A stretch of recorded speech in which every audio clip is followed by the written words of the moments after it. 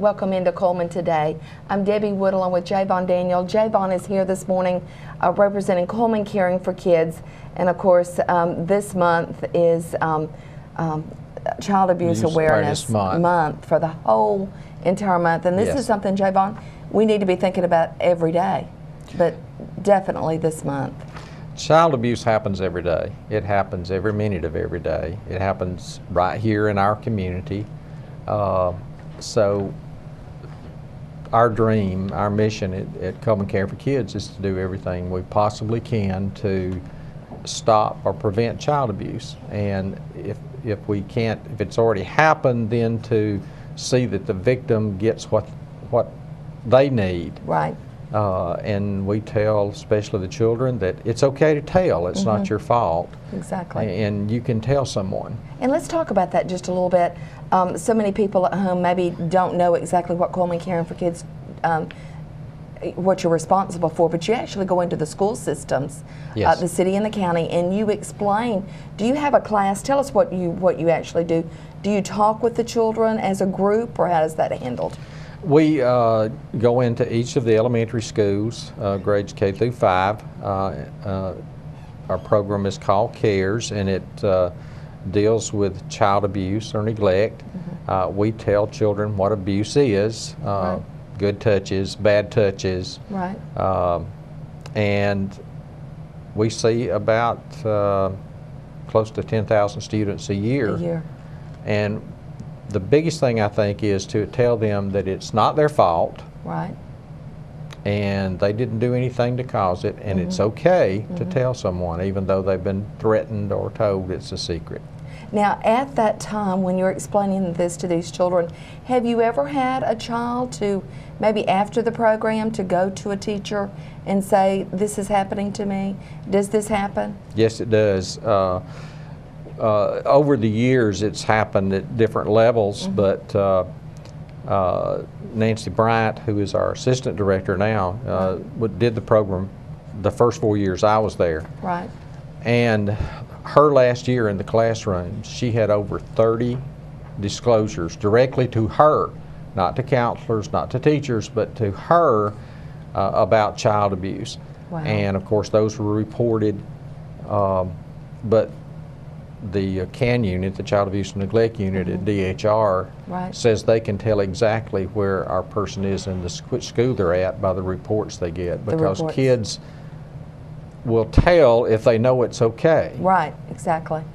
And a child is a child, and they want to talk to someone. I would think this is a very emotional subject, because we've recently just had a situation where a baby died. Yes. And I know that had to touch everyone's heart. I would hope and pray that it did. When those children talk to you about it, what is the process? Does DHR step in at that time? Do you report those names?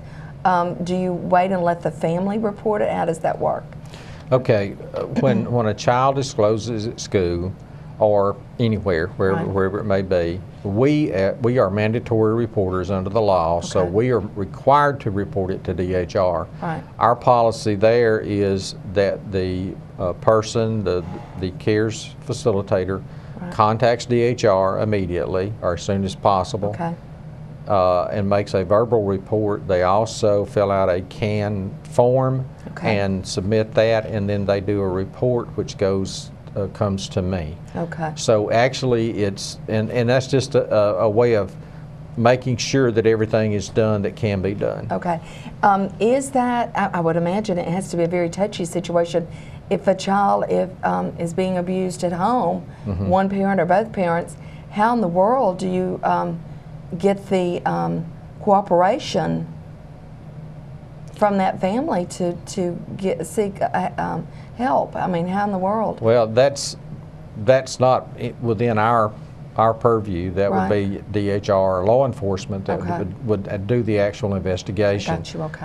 A lot of people are under the mistaken idea that if they tell, they can be sued. Under the Alabama Good Samaritan law, if somebody makes a report of abuse in good faith, they do it because of something they've seen or something they know, they can make an anonymous report, or they can make a report using their name, but they cannot be held legally responsible if it's done in good faith. In good faith, okay. If their concern for that child is what's driving that report, then they are covered under the law. Okay.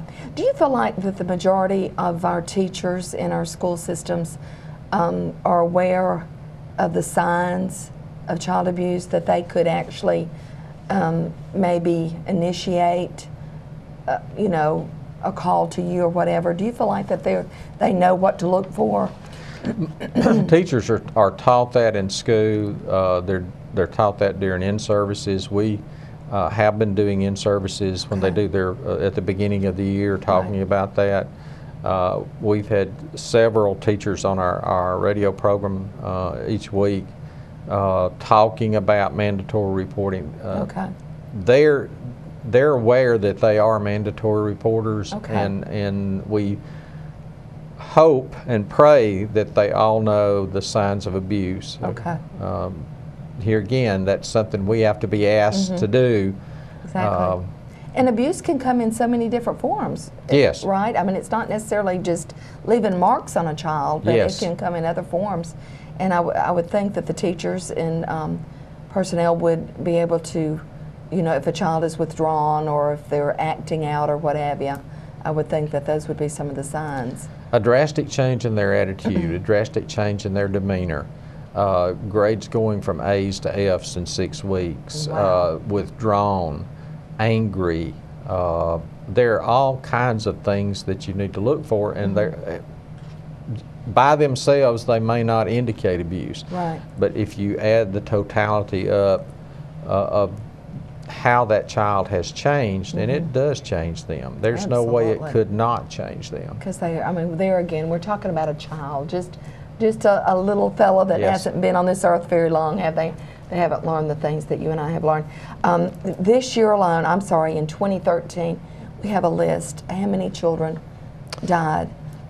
Debbie, in 2013, and these are confirmed deaths caused by abuse or neglect. Confirmed, that's the cause of death. Right. And this is determined by the Child Death Review Committee in Montgomery. It's an arm of the Department of Human Resources. Right. And after those cases are reviewed and they're confirmed, then we get them every year, usually around this time because it's Child Abuse Awareness Month. But we had 32 children die in Alabama last year, 2013. These are confirmed. This does not count the ones that are still pending. It doesn't count the ones that haven't been determined yet.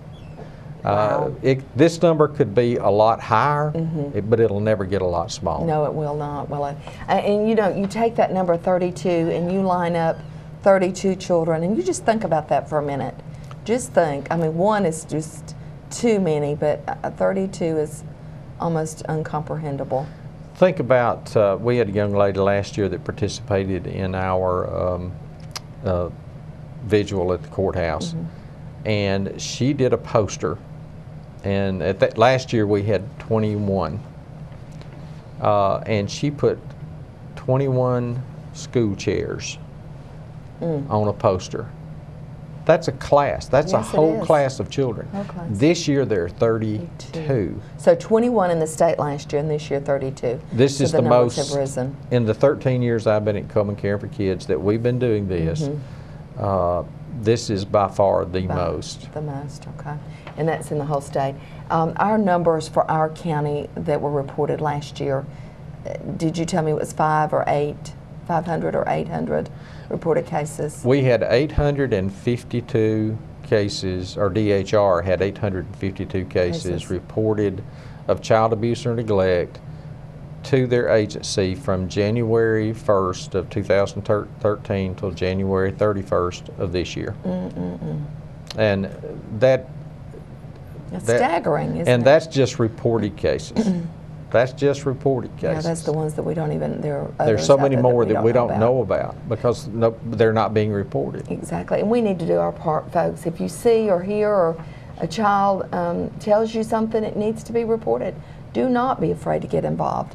Take up for that child. And I've always been really, really bad about taking up for kids. Even when I was little, that somebody would holler at them. If they just Yes. hollered at them, I didn't like that. I still don't like that. So don't be afraid to get involved and to do something about it. We were on a CASA visit last year, and the children lived close to Arab, and we were coming home and going down the road, and we get behind a car, and the guy in the front seat is just turning around, just frailing a little boy sitting in a car seat. So we followed him, and we called the police. Yeah, absolutely. And it turned out that the boy had just spilled a bottle of water, and he was trying to mop it up, but from the way it looked, we could have gone on, and that could have been actual physical abuse. Sure. And that child, at least that the man knew that somebody was watching. Absolutely.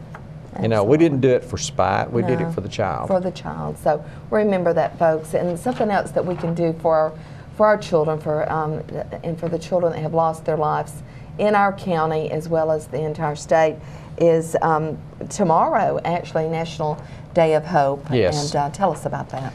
National Day of Hope is the first Wednesday in April. It's set aside to remember and honor the children who will die or who die every day in America. This year, that number's 5. I have seen it 5 a day. When we first started keeping up with this, it was 3, and now it's 5. And we ask that people burn a candle during the day and say a prayer for those children and those families that lost their lives in America.